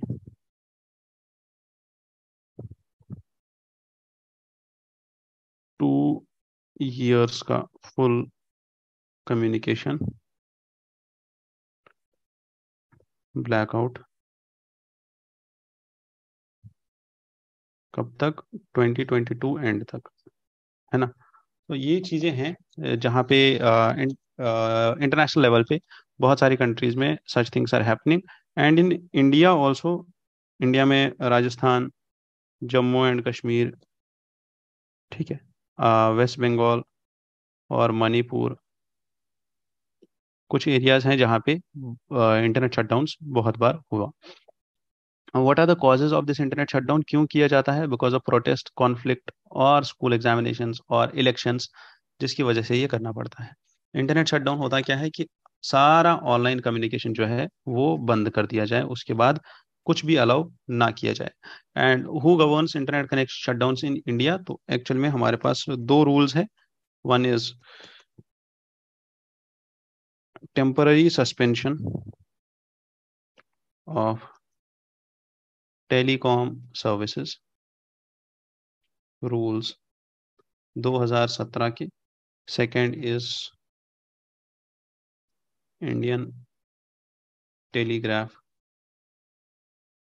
एक्ट ऑफ 1885. ठीक है. तो 2017 के जो रूल्स है, they provide for temporary shutdown of telecom services in particular region based on public emergency. ठीक है. एक इंपॉर्टेंट केस है विच इज अनुराधा बस इन केस 2020 का, in which Supreme Court held that an indefinite suspension of internet services would be illegal under Indian law. ठीक है. तो illegal suspension is illegal suspension. This is illegal, that is if you suspend the illegal suspension of indefinite period, है ना. अगर आप indefinite period के लिए suspend कर रहे हो then it's illegal. And supreme court recommended changes in 2017 rules, and it says that the committee which was set up, which was the standing committee on the communication and information technology, was not satisfied with the amendments which were recommended. And it also recommended changes, that is it said that the rules that are in tune with changing technology should ensure minimum disturbance to public and issuing uniform guidelines. So that is how we can deal with these questions. और internet, अगर आप international organisations, United nation की बात करो, तो they can put pressure on the government to decrease the frequency of internet shutdowns, so that we should respect the human rights and open and accessible internet. ठीक है. तो right to internet, ये fundamental rights में किस fundamental right के अंदर आता है, ये आप मुझे कमेंट सेक्शन में बताइए. ठीक है. और किस केस में ऐसा बोला गया था that this is a part of fundamental rights? अगर आपको आता है तो आप मुझे बताइए. ठीक है. इसके बाद एक और चीज है इसी न्यूज में जो डिस्कस की गई है, that is VPN. What is VPN? VPN is simply if it's your device, ठीक है, चाहे ये आपका फोन है या ये कोई दूसरी डिवाइस है, लैपटॉप है, आईपैड है, टैबलेट है, कोई भी डिवाइस हो जिससे आप इंटरनेट एक्सेस कर रहे हो और आपको कोई वेबसाइट एक्सेस करनी है. ठीक है. तो ये जो आपकी डिवाइस है ये पहले उस वेबसाइट के सर्वर से कनेक्ट करेगी, जिस सर्वर के ऊपर ये वेबसाइट होस्ट की गई हो. ठीक है. और ये सर्वर इस वेबसाइट को कनेक्ट करेगा और यहाँ से डेटा आपके पास आएगा इस वेबसाइट का। बट एक्चुअल में होता क्या है कि जब आप कोई वीपीएन यूज करते हो, है ना, तो वीपीएन जो है यहाँ पे एक एनक्रिप्टेड ट्रैफिक और आईपी एड्रेस बनाता है, ठीक है। अब होता क्या है कि जब आप नॉर्मल सर्कमस्टांसेस में इस वेबसाइट को एक्सेस कर रहे हो, तो आपका आईपी एड्रेस इस वेबसाइट के सर्वर पे चला जाता है, ठीक है। जैसे 192.168.2.01 02.1, ठीक है। तो ऐसा कोई आईपी एड्रेस होता है। जो आपका आईपी एड्रेस है, ये फॉर एग्जांपल जो मैंने अभी यहाँ पे लिखा है, ये मेरे सिस्टम का आईपी एड्रेस होगा, ठीक है। तो इसको ज़्यादा देर रखना भी नहीं है। तो ये मेरे सिस्टम का आईपी एड्रेस होगा। तो ये आईपी एड्रेस इस सर्वर पे चला जाएगा कि कौन सी डिवाइस इसको एक्सेस कर रही है इस वेबसाइट को, इस डिवाइस की लोकेशन क्या है, कहाँ पे है ये डिवाइस। तो वो सब चीज़ें यहाँ पे चली जाएंगी। अब इसके लाइक जब आप वीपीएन यूज़ करोगे तब क्या होगा? तब होगा ये कि आपकी जो डिवाइस है वो वीपीएन के साथ कनेक्ट करेगी। VPN is a software system, ठीक है। ये एक ऐसा सॉफ्टवेयर है, एक ऐसा एल्गोरिदम है जो आपका आईपी एड्रेस चेंज कर देता है, ठीक है। और ये आपका आईपी एड्रेस किसी दूसरे सर्वर के पास, दूसरे सर्वर से जनरेट करता है, जो सर्वर किसी अदर कंट्री में लोकेटेड हो, ठीक है। और यहाँ से यह नया एक आईपी एड्रेस जनरेट करके इस सर्वर को देता है और फिर इस वेबसाइट को एक्सेस करके आपका डेटा या इस वेबसाइट का डेटा इस वीपीएन के थ्रू आपके पास आ जाता है। अब इससे होता ये है कि आईपी एड्रेस जो है ट्रैक नहीं हो पाता कि कौन सा इंसान इसको एक्सेस कर रहा है इस वेबसाइट को। अब ये वेबसाइट कोई भी हो सकती है, ये फेसबुक हो सकता है, ये सोशल मीडिया हो सकता है, ये इंटरनेट की कोई भी अदर सर्विस हो सकती है जहाँ पे लोग कम्युनिकेट कर रहे हो। और जब भी कहीं पे कॉन्फ्लिक्ट हो रहा हो या कोई रायट्स हो रहे हो, वायलेंस हो रहा हो, तब जो ये कम्युनिकेशन है, ये कम्युनिकेशन थोड़ा सा इम्पोर्टेंट हो जाता है, क्योंकि उस टाइम पे द बेसिक थिंग इज कि आपको उस वायलेंस को कर्ब करने के लिए कम्युनिकेशन को स्टॉप करना पड़ता है, ठीक है। और वहाँ पे VPN can be a threat to the security. और इसीलिए वीपीएन सर्विसेज जो है, यहाँ पे न्यूज़ में भी है, और इसीलिए VPN services are something which are debated और बैन कर दिया है इंडियन गवर्नमेंट ने इंडिया में। Okay, then moving to the next news, which is the biological diversity bill, which is passed amidst the contention or the hue and cry in the parliament. जब भी अभी parliament में there was this discussion or the demand from the opposition कि मणिपुर पे statement आना चाहिए, Manipur violence पे statement आना चाहिए प्रधानमंत्री मोदी जी का। But on the sidelines of that, those slogans, तो Lok Sabha passed this bill, which is the Biological Diversity Amendment Bill 2021। अब ये बिल क्या करेगी और इस बिल के क्या प्रोविजंस है? Let's go through a little bit with the provisions. Biological diversity bill 2021, ठीक है। तो this is an amendment bill जो 2021 में आया था, ठीक है। और इस अमेंडमेंट बिल को करना क्या है? This will amend the biological diversity act of 2002। तो द थिंग इज कि 2021 के बाद जब ये बिल लेके आए थे, तो there was a committee, joint parliamentary committee which was set up in 2021, जिसने ये बिल इंट्रोड्यूस किया था। And this bill was introduced on December 2021, ठीक है। 16 दिसंबर 2021 को ये लोकसभा में इंट्रोड्यूस हुआ। The bill amends the biological diversity act 2002 and the provisions from the access to associated knowledge with the local communities. तो अगर आपको इस बिल के थोड़े बहुत प्रोविजंस पता हो तो आपके लिए ये इजी हो जाएगा कि ये बिल क्या काम करती है। But first we will deal with पुराना वाला एक्ट, उसके बाद हम नए वाले चीज़ों पे आएंगे क्या क्या दिक्कतें हैं। तो बायोलॉजिकल डाइवर्सिटी एक्ट 2002 का जो था, वो this is just for conservation. इसका ऑब्जेक्टिव क्या है? Conservation of biological diversity, sustainable use of its components and the traditional knowledge and the benefits out of traditional knowledge system. और जो ये बेनिफिट्स होते हैं इनका क्या करना है, बेनिफिट शेयरिंग। अगर आपको access and benefit sharing,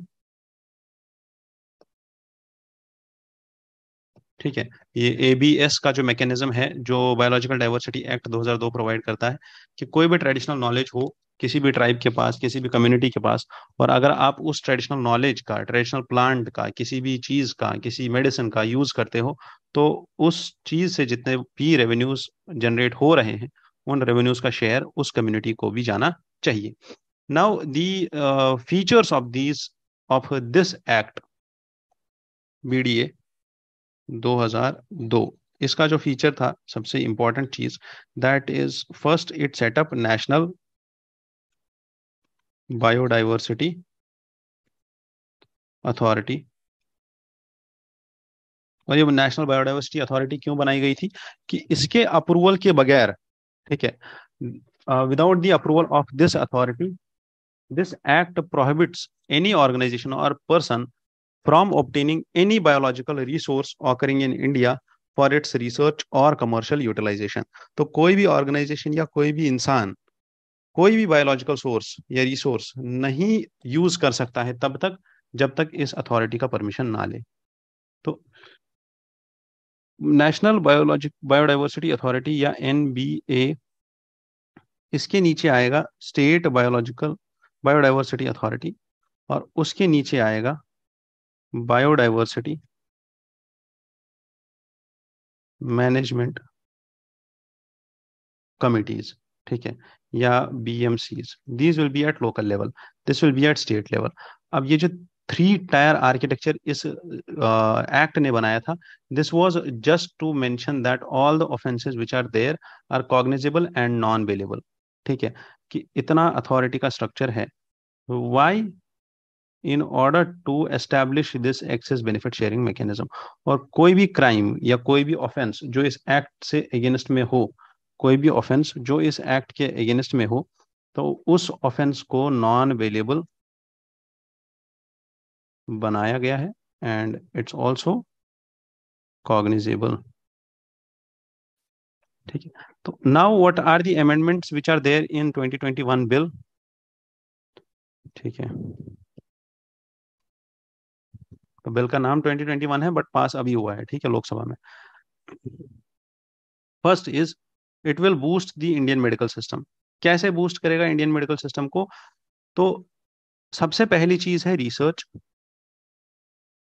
application process, transfer of research results. इसको ये फास्ट करेगा, रिसर्च को फास्ट करेगा, इंक्रीज करेगा। ठीक है, कैसे? It will empower local communities को एम्पावर करेगा to be able to utilise resources. ठीक है, plus it will encourage farmers to increase cultivation of medicinal plants. Plus, the objective of this bill is also that all the objectives of increasing research and all will be upheld without compromising the objectives of. So this bill is in sync with United Nations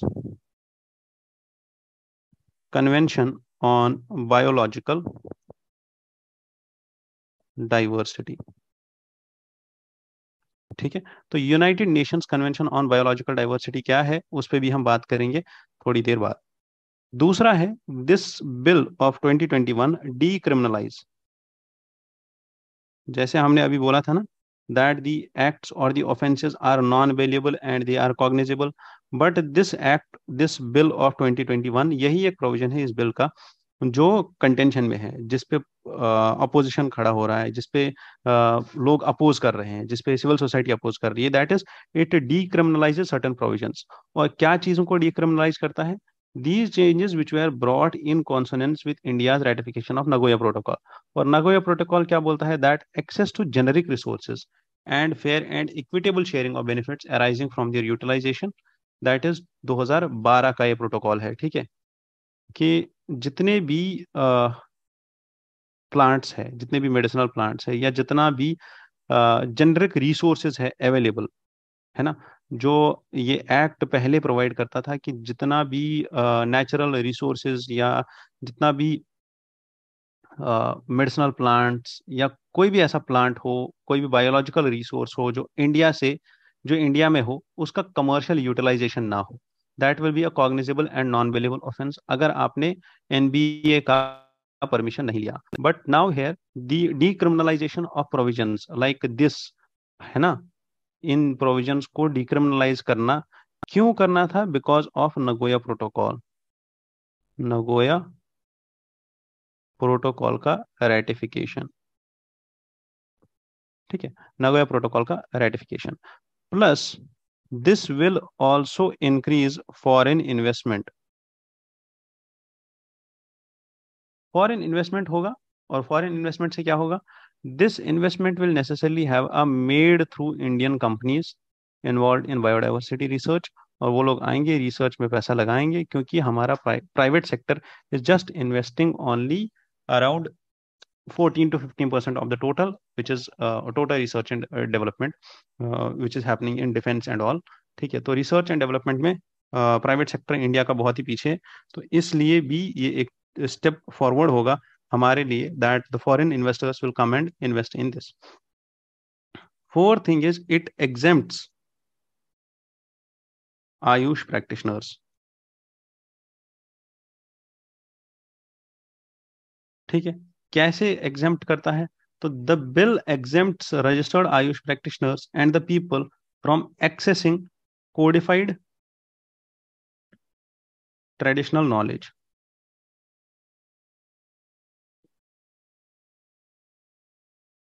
ठीक है, among others, and how it exempts them, कि इनको state biodiversity board जो होगा उसका prior permission नहीं हो लेना होगा, जब इनको कोई बायोलॉजिकल रिसोर्स या बायोलॉजिकल रिसोर्स को किसी पर्पस के लिए यूज करना होगा, तब इनको परमिशन नहीं लेना होगा। ठीक है, तो एक्सेसिबिलिटी जो है उसको ये इंक्रीज करेगा। तो ये चार पांच प्रोविजंस हैं जहां पे ये बिल चेंजेस लेके आ रहा है 2002 के एक्ट में। अब प्रॉब्लम्स क्या है इन प्रोविजंस की वजह से, है ना, तो क्यों कंटेंशन हो रहा है या क्यों अपोजिशन हो रहा है? Because first is that there are concerns were raised that this bill prioritizes intellectual property and commercial trade at the expense of act's key aims, that is conserving biology। ठीक है, सबसे पहले ये ट्रेड, जैसे ये डिक्रिमिनलाइजेशन कर रहे हैं ना कुछ एक्ट्स का, trade and intellectual property rights IPR, इसको प्रायोरिटाइज कर रहा है ओवर दी कंजर्वेशन। ठीक है, दूसरा है बायोपायरेसी। Why biopiracy? क्योंकि परमिशन ही नहीं लेना पड़ रहा है। ठीक है, या एग्जेम्पशन ऑफ आयुष प्रैक्टिशनर्स, तो वो बायोपायरेसी भी कर सकते हैं, उनको अगर कोई रिजल्ट मिल गया तो वो बाहर दे देंगे, बेच देंगे, कुछ करेंगे, तो they will start exploiting the genetics और the biological material which is there in India. Third is the marginalising biodiversity management committees. ठीक है, तो जो बीएमसीज हैं at the local level, they are being marginalised. क्यों? Because this amendment allows state biodiversity boards to represent BMCs to determine terms of benefit sharing. ठीक है, तो BMCs के बदले state board will determine the terms of benefit sharing. ठीक है, तो यहाँ पे प्रॉब्लम आएगा, क्योंकि बीडीए जो एक्ट था, biodiversity act 2002, that was in the favor of local communities, because while taking decisions relating to the use of biological resources, it's the local body which should have a greater say। तो ये सब चीजें हैं जो यहाँ पे थोड़ा बहुत प्रॉब्लम कर रही है, जिसपे इश्यूज आ रहे हैं। हाउएवर द थिंग इज, इस चीज को हम प्रिवेंट भी कर सकते हैं by ensuring the proper consensus, consultation and concurrence of local communities, commercial या प्राइवेट रिसर्च ऑर्गेनाइजेशंस, है ना, with transparency,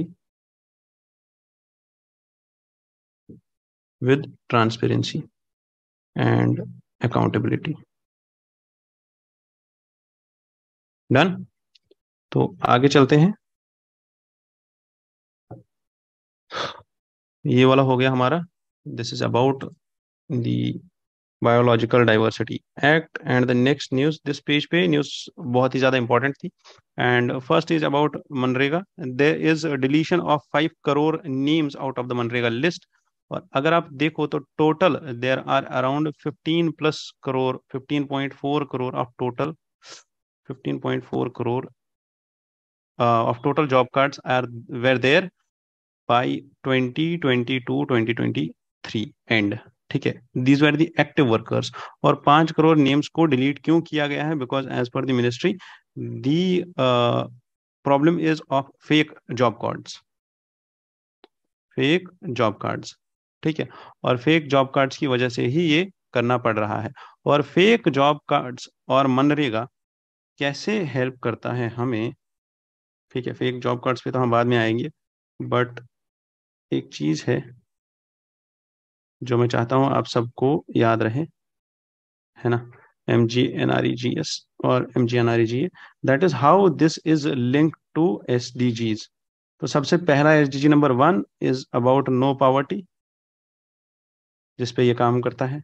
second is zero hunger, जिनको ऑब्टेन करने में ये हमारी हेल्प कर सकता है। Third is good wealth and well being, and fourth is quality education, fifth is gender equality, eighth is decent work and economic growth, ninth is industry, innovation and infrastructure, and 10 is reduced inequalities. That is how Manrega is helping us in achieving the goals under SDGs. ठीक है, तो चलिए आगे चलते हैं। और ये D registration जरूरी था। एंड अकॉर्डिंग टू हिंदू, ठीक है, deletion is because of the emphasis on Aadhaar and linking of Aadhaar and job cards. और आधार एंड जॉब कार्ड्स का लिंक करेंगे तो उसी की वजह से, उससे क्या होगा, आधार बेस्ड पेमेंट सिस्टम आएगा। आधार बेस्ड पेमेंट सिस्टम का मतलब क्या है कि जितने भी लोग जॉब कार्ड्स होल्ड कर रहे हैं, जिनके अकाउंट में अब डायरेक्ट ट्रांसफर हो रहा है पैसा, आधार बेस्ड पेमेंट सिस्टम होगा तो उसका ये होगा दैट इंक्लूजन या एक्सक्लूजन एरर्स जो होंगे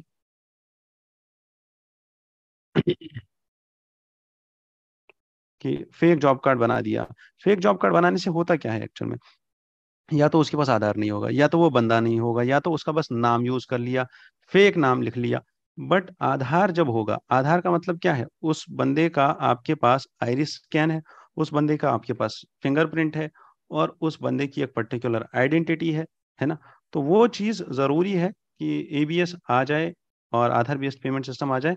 और उसकी वजह से क्या होगा, जो भी लीकेज है इन दी ट्रांसफर ऑफ फंड्स, वो खत्म हो जाएगा। Then there is a bill which is about to come to the parliament, which is known as J&K Reorganization Amendment Bill 2023. However, this bill has some provisions about reservation of Kashmiri Pandits and Pakistan occupied Kashmiri migrants. तो ये bill जो ही parliament में आएगा, then we will discuss it again. उस time पे तो detail में discuss करेंगे, अभी इट्स जस्ट अ न्यूज। हाँ, there is an important news about the tribal art.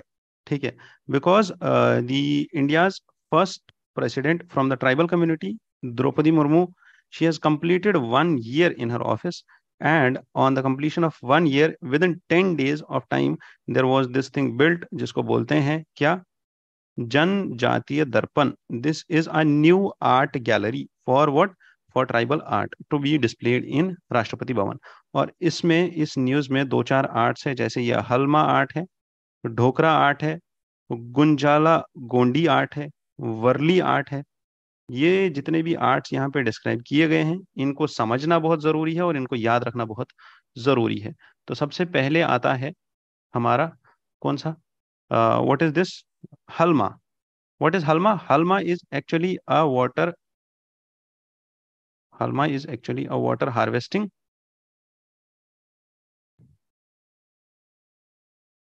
ठीक है, वाटर या रिसोर्स मैनेजमेंट, वाटर मैनेजमेंट या वाटर कंजर्वेशन या water resource development, water management या water conservation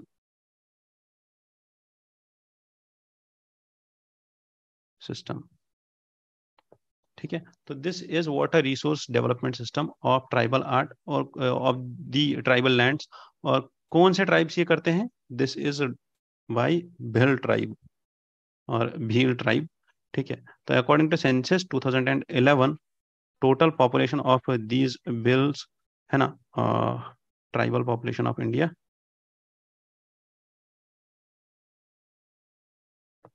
is 37.7% of total population of 37 bill constitute of 37.7% of total population, total tribal population, ठीक है। तो Bhils are also known as brave bow men of India, ठीक है। They have rich culture, and the halma is a collective action to solve the problems, है ना। what is halma? It's actually a collective action to solve problems। अब इसमें ये करते क्या है, ये रिसोर्स मैनेजमेंट करते हैं। और रिसोर्स मैनेजमेंट में भी ये सबसे इंपॉर्टेंट चीज ये है that all the village community is called for help.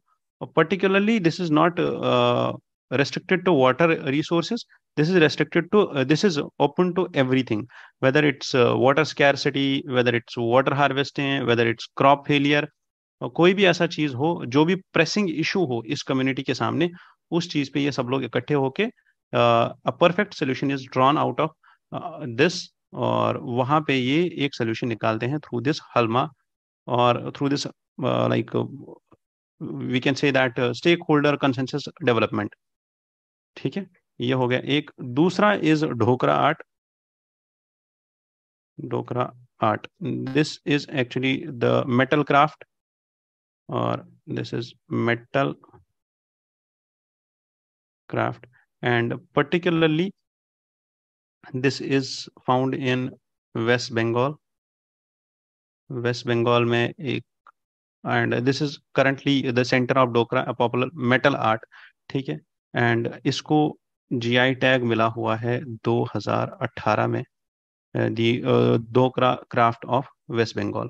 और ये बनाते क्या है, they make ancient bell metal craft, and they are actually found in Chhattisgarh, Orissa, West Bengal, Jharkhand and Telangana, ठीक है। तो Dokra is actually meant as Dokra Damar tribes, ठीक है, who are the traditional metal smiths of West Bengal. और अगर आपने इंडस वैली सिविलाइजेशन में पढ़ा होगा लॉस्ट वैक्स टेक्निक, तो that is the technique which is being used in this Dhokra art. और ये लॉस्ट वैक्स टेक्निक, और ये जो लॉस्ट वैक्स टेक्निक है, what actually they do in this is कि फर्स्ट वो एक पुतला बनाते हैं, किसका, वैक्स का, मोम का पुतला बनाते हैं, ठीक है। और वो मोम का पुतला उसके ऊपर, ठीक है, अगर वो पुतला ऐसा है ना, तो उसके ऊपर सैंड रखा जाता है ताकि वो पूरा जो है सैंड उसका शेप ले ले। और उसके बाद मेल्टेड मेटल इज बीइंग, आपने ये सब चीजें ना रील्स पे भी देखी होंगी बहुत सारी, ठीक है। एक मेल्टेड मेटल इस पे डाला जाता है till the time that bronze that matter takes the shape of that. ठीक है, और अगर आपको एग्जाम्पल ही देखना है तो आप डांसिंग गर्ल ऑफ मोहनजोदारो देख सकते हो, which is from the Harappan civilisation. ठीक है, Dokra art is still use to craft all of this artifacts। ठीक है, then the another thing which was in this news is Gunjala Gondi script। ठीक है, this Gunjala Gondi script is to write the Gondi language or Dravidian language spoken by the Gond people। ठीक है, this is a script which is by Gond language or Dravidian language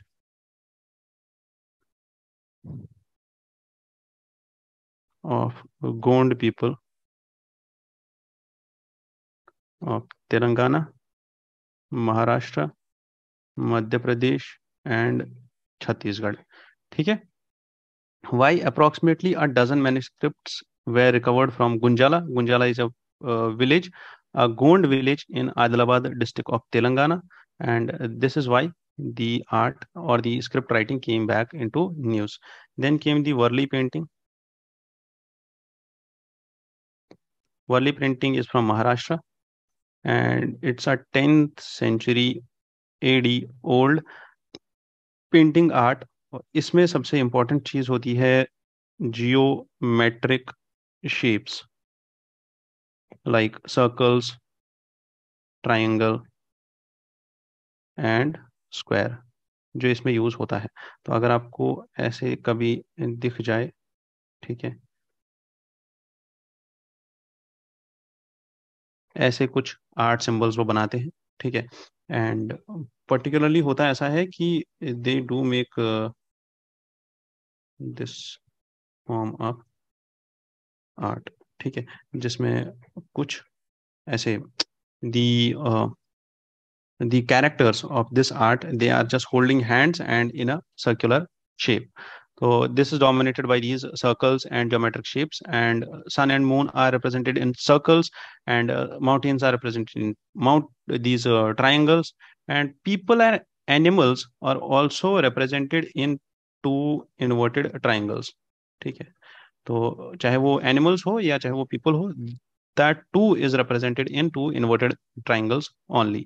तो Warli painting, Warli tribe of Maharashtra, and that's it. ठीक है, then came the another news which was from the Jill Biden, the US's first lady, raised the flag and re-entry of USA into the UNESCO। तो UNESCO organisation जिसमें USA की re entry हो गई है, that US is back in the UNESCO, UNESCO and USA is re entry, है ना। तो it was back in 2011 when USA suspended funding to UNESCO. ठीक है, and eventually lose their voting rights. और 2017 में अगर आपको याद हो तो ट्रंप एडमिनिस्ट्रेशन ने they all together announce this decision to withdraw from USA 2017 में। बट 2023 में there were plans under Biden administration, ठीक है, टू रीजॉइन। ठीक है, और इनने रीजॉइन कर लिया। So what is the significance of this rejoining? there will be an increase of 22% of funds, overall funds to the UNESCO, and global leadership counterbalancing the China, है ना। these are such provisions जहां पे UNESCO को help मिल सकता है। ठीक है, again what is UNESCO? ये 3-4 पॉइंट्स याद रख लेना और ये 3-4 पॉइंट्स लिख के रख लेना। UNESCO it was established in 1945. Its headquarters are in Paris, France, and this is actually a specialized agency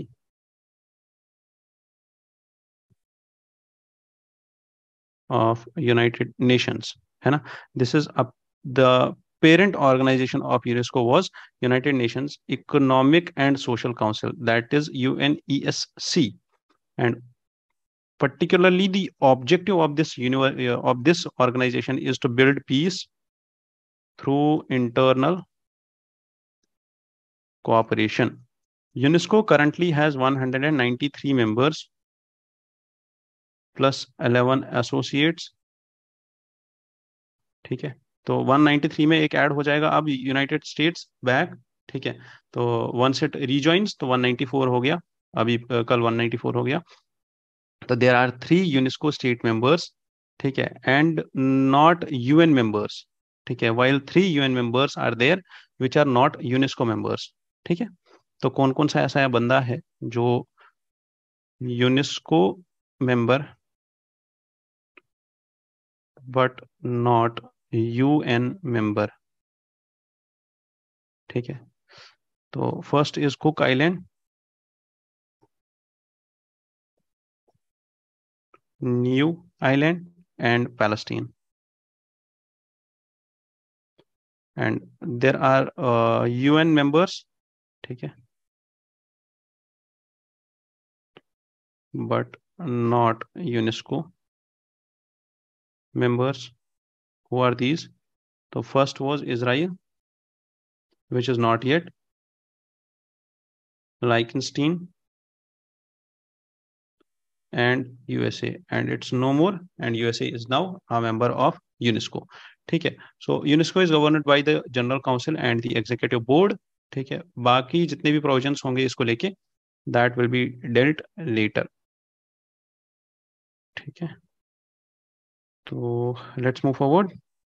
And okay, fake GST registrations are there, and CBIC has detected fake GST registrations, and there are apprehensions that these are used for tax evasion or indirect taxes के लिए we have Central Board of Indirect Taxes and Customs. This is CBIC is under Department of Revenue, Ministry of Finance, and Government of India. This was earlier known as CBEC. इसको पहले central board of excise and customs बोला जाता था। अभी ये क्या क्या करता है काम? This levies and collects excise duty, ठीक है, custom duty, central goods and services tax, ठीक है, तो CGST एंड IGST, चारों चीजें कौन देखता है? यही देखता है। Plus this also deals with the administration of these taxes, plus it prevents smuggling, it also prevents narcotics, ठीक है, एंड टू द एक्सटेंट विच जितना भी प्रोहिबिशन है, मतलब जितना अलाउड है उतना अलाउड है, जितना प्रोहिबिटेड है उसको प्रोहिबिट करती है और उसको पकड़ लेती है। ठीक है, so this is an administrative authority and for its subordinate organizations like CBI, CBE, GST commissionerates, custom houses, central revenue control laboratories. ठीक है, तो this is a statutory body under, इसके लिए एक्ट कौन सा है? The act is Central Board of Revenue Act. ठीक है, Central Board of Revenue Act of 1963. ठीक है, and CBIC, it was formed in 64 and was split in CBDT and CBEC. CBEC was later in 2018, 2018 में इसका name change करके CBIC रख दिया।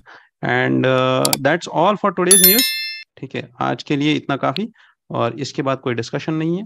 If you have any other queries, 9031036712, this is our helpline number at Perfection IAS Delhi, Karol बाग।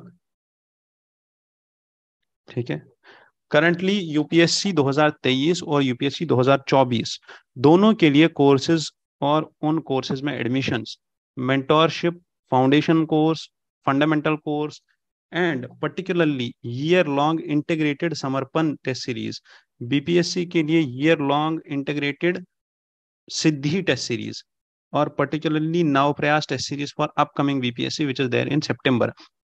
30 सितंबर को जिसका exam है prelims का। तो कोई भी चीज हो, कोई भी हेल्प हो, you can call us. And specifically अगर आपको करंट अफेयर्स में दिक्कत आ रहा है तो you can call this number. Plus अगर आपको बीपीएससी के लिए करंट अफेयर्स का जरूरत हो तो दैट टू इज अवेलेबल, आप आके ले जा सकते हैं।